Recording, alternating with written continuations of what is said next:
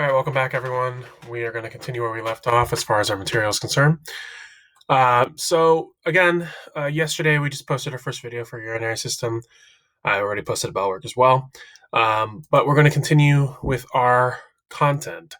Let's just go to where we left off. Move this a little bit to the right. Okay. So yesterday, the major thing that we were discussing was kind of like the basics of the urinary system.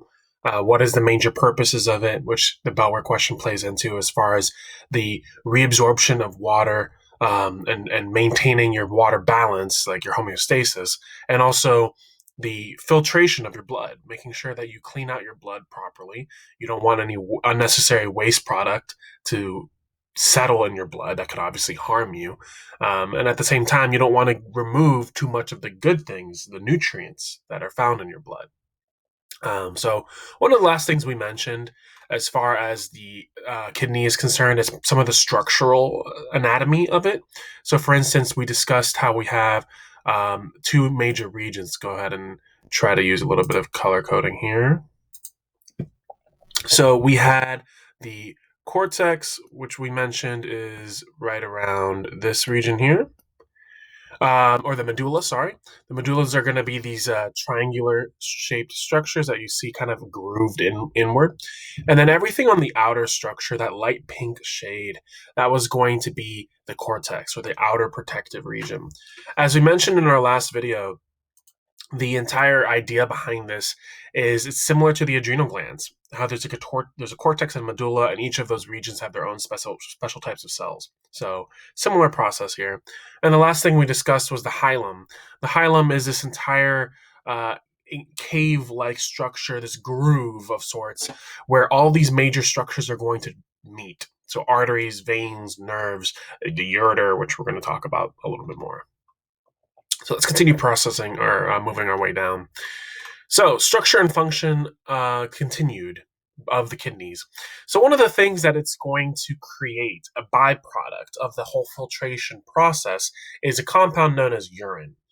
We're all aware of that. Most of us should be already familiar with the idea that the kidneys make the urine. But what's inside of urine is really where we need to be a little bit more attentive. So first of all, urine is produced by filtration of the following things. So it's a filtrate, meaning you need it to clean or cleanse something else to create it. But what do we usually find in urine? Well, couple things, right? First and foremost, if we know that urine is a liquid, then by definition, there has to be water, right? So that's straightforward enough. So we can see we have some water here, quite a bit of it, in fact. You're also going to have quite a bit of salts in your urine as well, some sugar. And then finally, these last three are like the newer ones that we probably haven't heard of yet for the most part. Now, with regards to the salts and sugar, that definitely plays a role with regards to your electrolyte levels and imbalance of how your fluids are being absorbed. So it really just depends on your water balance. If you have a high level of water balance, you're going to secrete a lot of it, and the color of your urine actually gives you a really good indication of, is it more salts or solutes, as we call it, or is it more solvent, which is going to be the water in this case. Now, what are these three other things? Creatine, urea, and uric acid. Well, actually, remember how we mentioned creatine before? And especially those of you that like to do a lot of exercise and working out, creatine is something you may have heard of as a supplement, but your body naturally makes it. Creatine is something created by the muscle cells. It's designed to be a energy boost. It kind of supercharges ADP, adenosine diphosphate, into ATP, adenosine triphosphate. So the remnants of this stuff you want to get rid of. Your body doesn't want to hold on to it for too long, so you are going to filter and remove via urine some excess creatine that you're going to have. So you do get rid of that. Then finally, urea and uric acid. Simply put, urea and uric acid, so let's just go and underline these two. Urea and uric acid are the predecessors, the major components to urine. It just so happens that urea and in turn uric acid, is not very stable in the body. Your body does not like to hold on to that stuff very long. So instead, by combining it with all these other things here that we see, water, solvents or solutes like salts and sugars, creatine, it's able to become more stable in the form of urine. Now, does that mean your body can hold urine indefinitely? Of course not. You eventually get to a point that you need to get rid of it. Not only because it could harm your body for having it for so long, but also just the bladder, right? The bladder expands like a balloon. So this just happens to be the more stable version of it. And urea, as we're going to learn a little bit more down the line, is a byproduct of a common compound that you've probably smelled with rotten food, um, or even contaminated water, ammonia, NH3. It's got nitrogen, it's got hydrogen, a little bit more chemistry, right?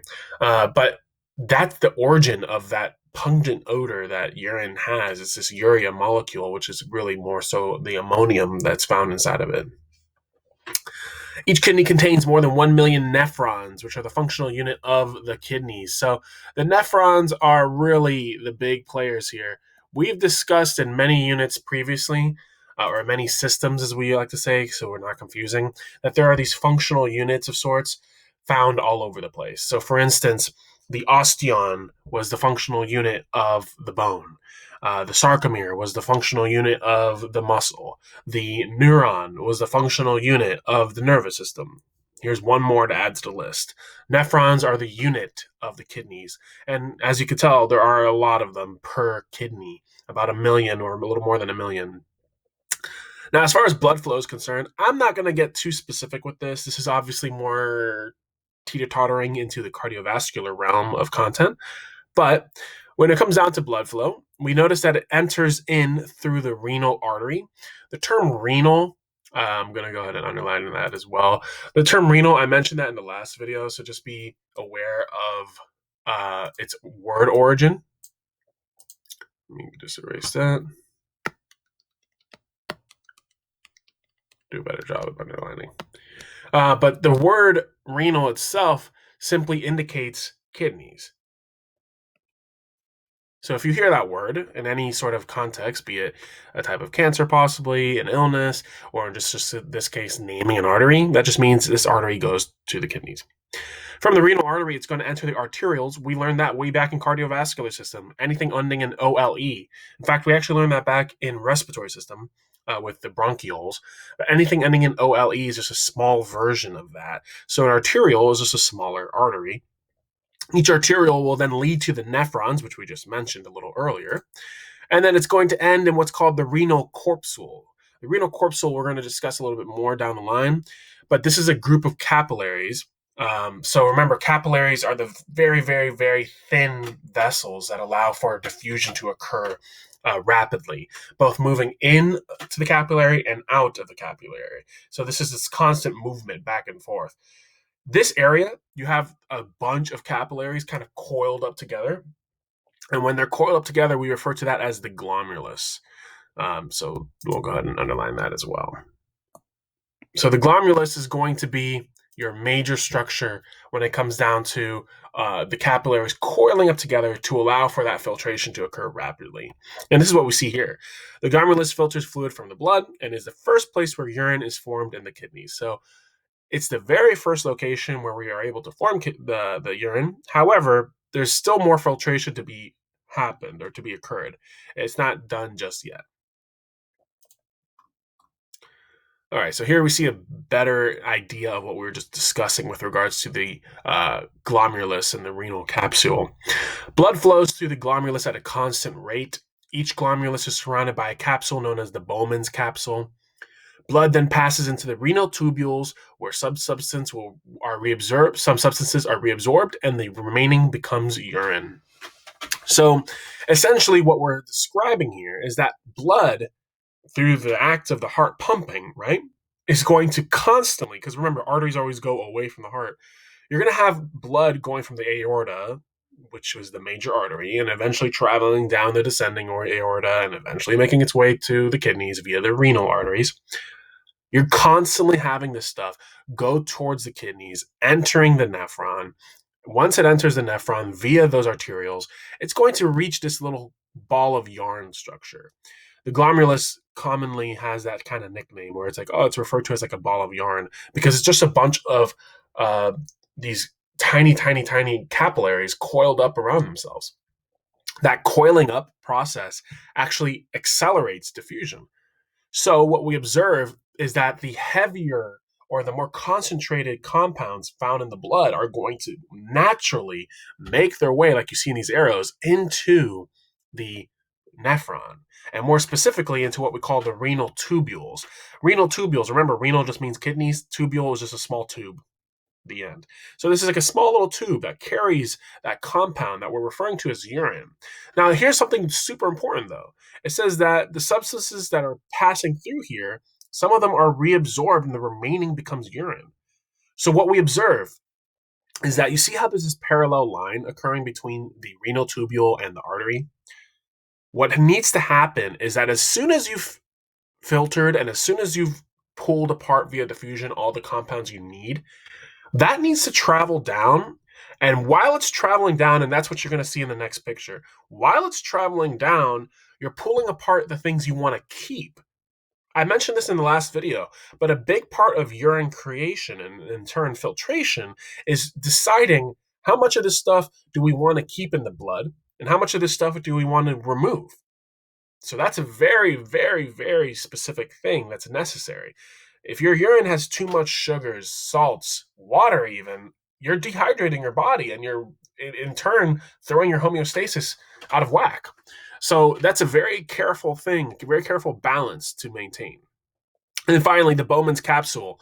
Again, just to kind of show us where we're discussing it, it's this entire C-shaped structure that just helps to enter like where the glomerulus is. It's kind of cupping the glomerulus, if you want to think of it that way.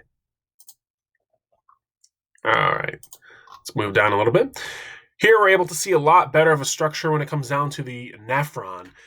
The nephron, it reminds me of like a roller coaster and the structure of it. Right up here where that circle is, that's basically where the Bowman's capsule would be. It's going to travel its way down. You notice like the urine is going to travel its way down this convoluted tube, and then eventually reach this massive drop here, which is referred to as the loop of Henle. It's going to drop all the way down. By the time it reaches this area, the urine has basically cleaned itself, if that makes sense. It's trying to pull apart, okay, we need to keep a lot more of this stuff and we don't want to get rid of it. Then it starts to move up against gravitational forces. So that might seem interesting. How the heck are we doing that? We've mentioned this stuff in the past with digestive system and a couple other body systems that allow the movement against blood. And honestly, it's just a matter of either smooth muscle or the veins themselves doing that contraction that we've discussed previously. So in this case, the urine is going to move its way up, up, up, up, up, until eventually it's going to exit via what we call the ureter. And here we see a step-by-step process, right? The glomerulus entering in, as we mentioned, those renal tubules. We have what's called the renal pelvis and the renal calyces. We don't get too crazy with that. And then the ureter. Remember, ureters plural because you have two kidneys, right? So you have two of these connecting. Filtered blood exits the kidney via the renal vein. So after you've cleansed the blood and successfully removed the waste and kept what you need, you're going to return the blood back towards the heart. Because remember, that's the whole purpose of a vein, traveling towards the heart. Here's something interesting though. Remember how in medical textbooks we use this red and blue distinction to identify oxygenated versus deoxygenated? For the most part. What we observe here is that the renal artery is sending blood in towards the kidney. Not only is it sending waste product, but it's also sending nutrition. And what is considered a nutrient? Oxygen, an essential gas, right? So not only are you getting rid of the waste and filtering the blood, but you're also feeding the kidneys oxygen and the carbohydrates and the proteins and the fats and all the essential nutrients that your body still needs. So when it's all over and all the filtration has occurred, you'll notice that it's traveling back to the heart and eventually through the inferior vena cava via these veins. It doesn't have any more oxygen. It's more carbon dioxide than anything. And then if you remember our cardiovascular discussion, you're just going to go through the circulatory pathway in order to go to the lungs and the pulmonary pathway more specifically and get rid of the gases that you need or that you don't need and then take in oxygen. The renal tubules carry urine to ducts in the renal cortex. So these tubules, these small little tubes, as we mentioned, they have these ducts found in the cortex that allows it to travel further and further along. Okay, let's just finish up here, and then this would be a good place to stop. So as far as the ureter is concerned, here we can see what it looks like again. It's this long tube. The ureter is basically the larger version of the urethra, a tube that a lot of us are probably familiar with as far as an anatomical structure, but it's very similar in structure. Ureters are tubes approximately 6 to 7 inches long, attached to each kidney, made up of three layers of tissue, smooth muscle, fibrous tissue, and mucus layer. Straightforward enough, right? The smooth muscle helps to move the urine towards the bladder. Even though you do have gravity helping your body out, you still want this peristalsis type movements to occur. Fibrous tissue basically just makes the ureter a little bit more flexible, so that if you're moving your body and contouring your body in different ways, your ureters are not going to get damaged. And then the mucus layer, which is found in the inside, the inner layer, that mucus layer just makes it so that it doesn't trap any of the urine. The urine just keeps sliding through like one long tube, right? Like a water slide of sorts. You don't want that stuff to get trapped in the ureter, because obviously that can lead to more serious problems. And we mentioned this previously, back in digestive system. So we're connecting a lot of content. Peristalsis, a rhythmic contraction of the ureter. This is, of course, to the urinary system. A rhythmic contraction of the ureter, smooth muscles, which helps to move the urine into the bladder. So just like what that video showed, if you watched it back in digestive system, what peristalsis looks like, and specific, that video was showing what like the esophagus looks like when you're swallowing something, and it's just like wave motion of squeeze, relax, squeeze, relax. It's the same thing with the ureter. You're doing the squeeze, relax motion as you move the urine down towards the bladder. So in our next video, we're going to get a little bit more into discussion relating to the bladder, and then eventually making our way out of the body with regards to the urethra. So not too much left, as we see here, 9 of 13. So we're making pretty good progress. All right, thanks guys. Thanks for tuning in.